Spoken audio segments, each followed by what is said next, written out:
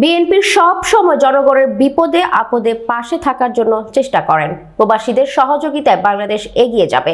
মঙ্গলবার বিকালে বাংলাদেশ জাতীয়তাবাদী দল আমিশাপাড়া ইউনিয়নের ২ নং ওয়ার্ড মানিকনগর আমেরিকা প্রবাসীর পক্ষ থেকে ইফতার সামগ্রী বিতরণী অনুষ্ঠানে ভিডিও কনফারেন্সে যুক্ত হয়ে প্রধান অতিথি বক্তব্য বাংলাদেশের সুপ্রিম কোর্টের আইনজীবী সমিতির সভাপতি ও বিএনপি চেয়ারপারসন উপদেষ্টা ব্যারিস্টার AM মাহবুবুর উদ্দিন খোকন এসব কথা বলেন।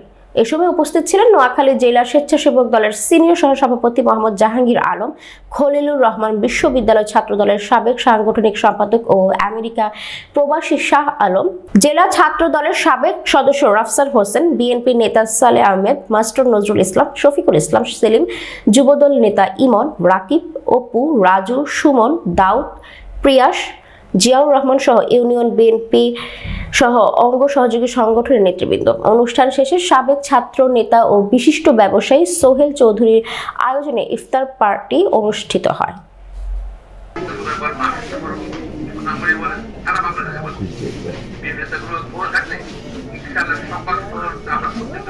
মানিকনগর আমেরিকান প্রবাসী বাংলাদেশ জাতীয়বাদী দল কর্তৃক আয়োজিত আজকের ইফতার সামগ্রী উপহারের কার্যক্রম উদ্বোধন করেছে আমাদের নোয়াখালী সোনাইমুড়ি সাতক্ষীরার গণমানুষের নেতা, বাংলাদেশ সুপ্রিম কোর্ট বার অ্যাসোসিয়েশনের বারবার নির্বাচিত সাধারণ সম্পাদক নেতা জনাব ব্যারিস্টার মাহবুবুদ্দিন খোকন ভাই।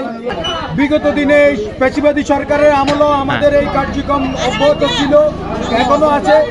ভবিষ্যতে বাংলাদেশ জাতীয়বাদী দলের ব্যানারে আমাদের এই কার্যক্রম অব্যাহত থাকবে। যারা প্রবাস থেকে অর্থ দিয়ে সহযোগিতা করেছে, আমরা সাধারণ মানুষ এবং গ্রামবাসীর কাছে তাদের জন্য দোয়া চাই।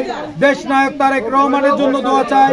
আমাদের মা দেশ নেত্রী আপসহীন নেত্রী বেগম খালেদা জিয়ার জন্য আমরা দোয়া প্রার্থনা করি সবার কাছে, এবং এখানে যতজন মানুষ আছে সবার সুস্বাস্থ্য এবং দীর্ঘায়ু কামনা করে প্রবাসীদের উদ্যোগে অঞ্চলে সাধারণ মানুষের মাঝে ইফতার সামগ্রী বিতরণ কর্মসূচি অনুষ্ঠিত হয়।